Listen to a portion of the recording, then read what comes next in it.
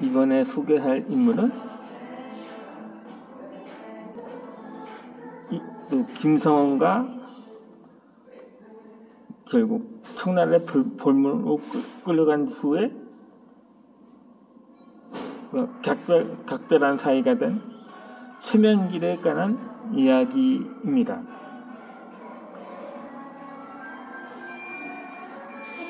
이 그에 대한 평가는 인조실록에 기록되어 있는데, 이 남한산성 변란 때는 척화신을 협박해 청나라에 보내 사감을 풀었고, 환도 뒤에는 그런 사람들을 등용해 사료와 알약을 벗어 모두 그를 소인으로 지목했다.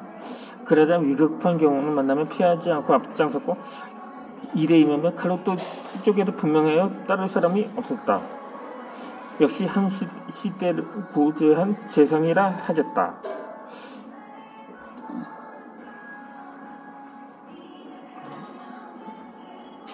근데 이 최명길은 병자호란 직전에 올린 상소에서 주하라는 두 글자가 인생의 허물이 되리라고 예견을 합니다. 그의 짐작대로 주하는 그의 삶은 단죄하는 낙인이 되어 역사의 기론으로 남게 됩니다. 그러나 이 실록의 기록도 전망의 가는길에서 종묘서식을 구하는 그의 업적을 무조건 포기할 수는 없었던 거죠. 이 최명길은 주하로 인해 소인이라는 오명을 뒤집었었지만, 동시에 주하를 실천한 공로로 시대를 구한 재성이라는 평가도 받았는데, 이 모순된 평가는 당시의 역사에 공존했던 명분론과 실리는 사이에 메울 수 없는 간극이 빚어낸 결과이기도 합니다.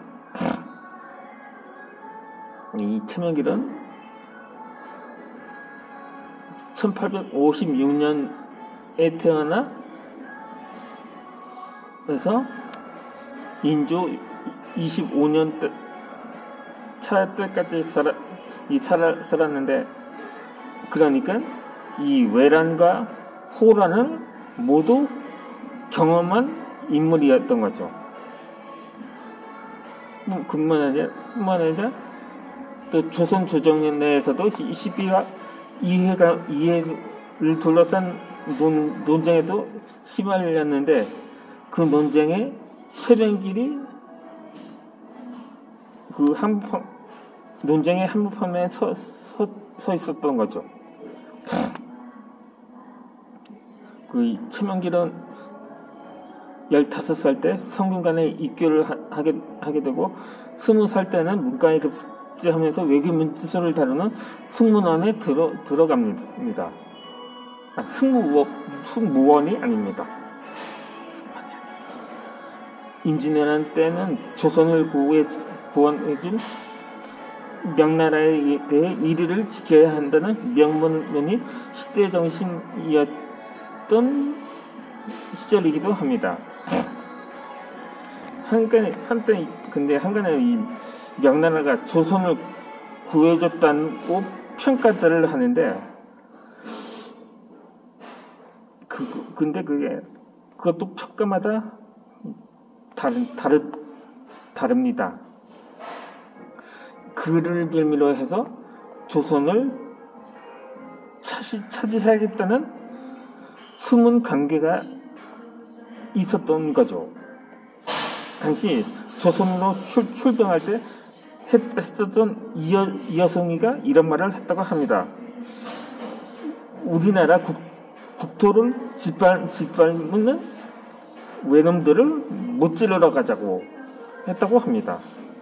그러니 그 속내는 사실상 조선이 자신의 영토라는 사실을 입증한 거나 다름이 없었던 거죠. 좌우지간 광해군과 북인 집권 이후에 대명 이리론을 주장하던 서인의 입지는 계속 좁아져 갑니다. 그 결과 공조좌랑과 병조좌랑에 연달아 임명되면서 출세가도를 달리던 최명길도 즉 정쟁의 소용돌이에 휘말리면서 광해군 6년차의 정월에는 추억이 되고 맙니다. 그무렵에 유생인 이홍임이 명나라 사신 접속을 금지했던 조정방침을 어겨서 체포되었는데 당시 변조 자랑했던 최명길이 그를 석봉했다는 것 이유였습니다.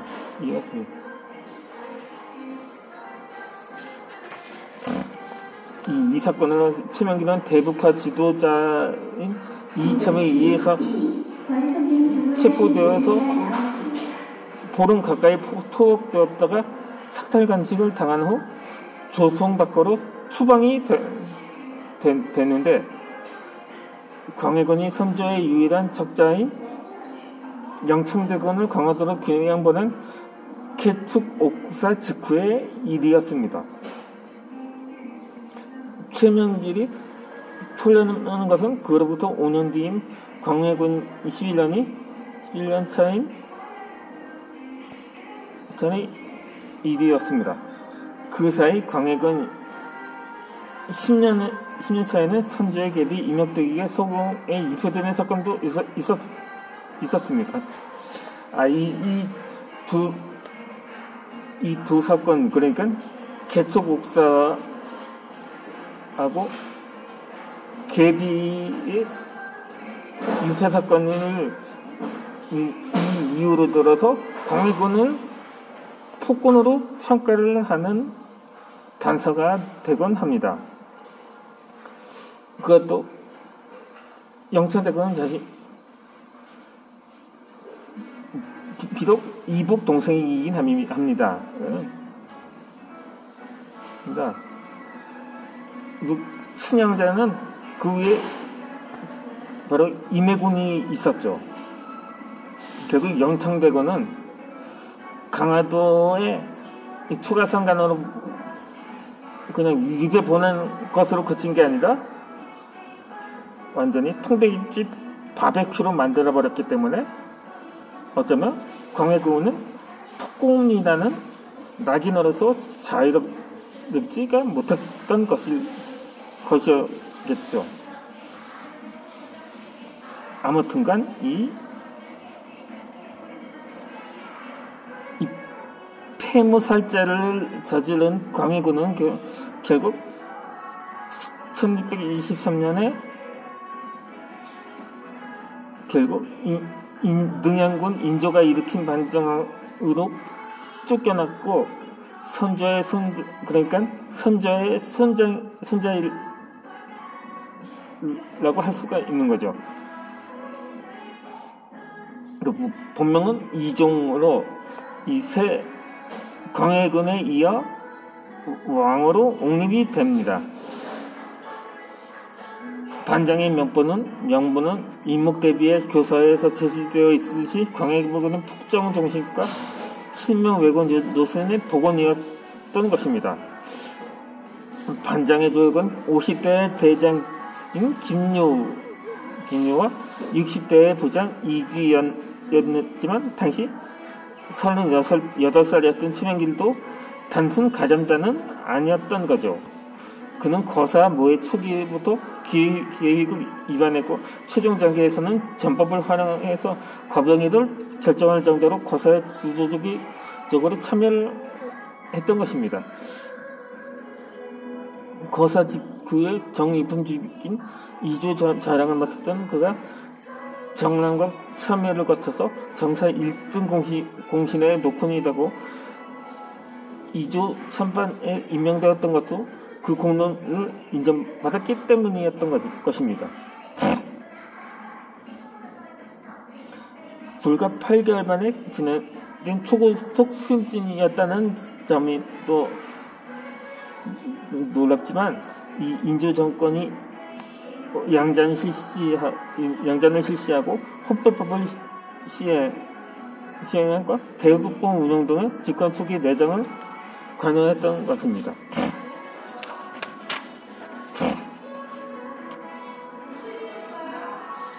그리고 또 광해군 시대의 유산 청산을 위해서 내정 개혁뿐만 아니라 외교 노선의 전환도 추진을 하게 됩니다.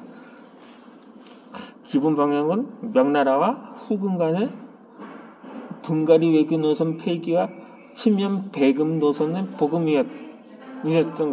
복음이었습니다. 반정의 대외적 명분에 따르면 명나라와 대한 이의를 지키기 위해서 오랑캐인 후금과 전쟁도 불사해야 했습니다. 그러나 이 1627년 정월에 후금이 당시 그때 이미 얼어붙어 있었던 압록강을 건너서 정묘호란을 일으키자 명분만으로는 나라를 지킬 수 없는 현실이 분명해졌던 것이었죠. 임진왜란 때처럼 명나라의 지원권을 기대하기는 어렵고 조선의 군사력만으로서 후금군을 제적할 수도 없었기 때문이었습니다. 이렇게 명분과 현실 사이의 괴리에도 불구하고 조선 조정의 중론은 석화와 항전이었습니다. 그 이지는 군신의 대의를 저버린 강화협정은 나라가 망하더라도 추진하지 않겠다고 밝힌 인주의 교시에서 분명히 드러납니다. 이에 대해 최명길은 한 일주일 후에 거의 성사된 화친의 기회를 놓친다면 나중에 후회해도 소용없으면서 현실론을 강조합니다. 이로 인해 또 그를 또는 찬술해야 한다는 비난 여론이 월동했지만 최종 결론은 이미 3월에 그러니까 이 한 달 후 성사된 생자의 맹약이 이었습니다.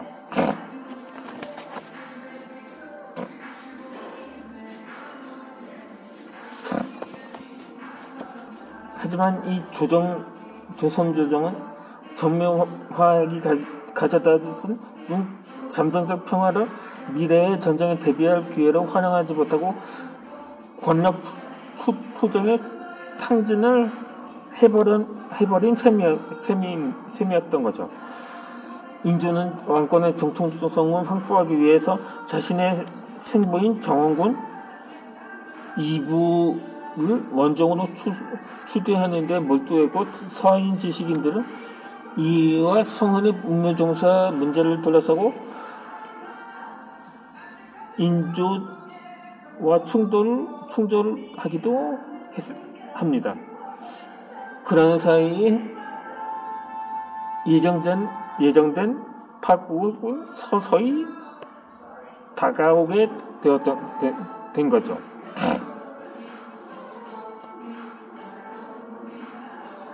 제가 앞서 설명을 해드렸는데 이 인조의 생보가 정원군이 이 사이코패스도 아니고 소시오패스도 아니고 아무튼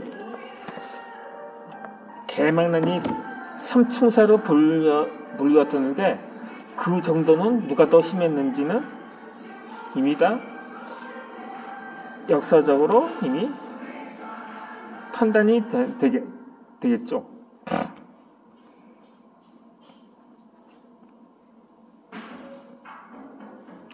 어쨌든 간에 이 위기의 조짐은 인조 14년 차인 1636년도 이 벽도부터 감지되기 시작합니다.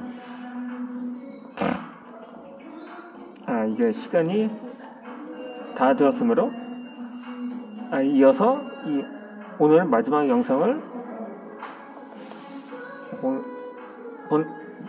올려드리도록 하겠습니다.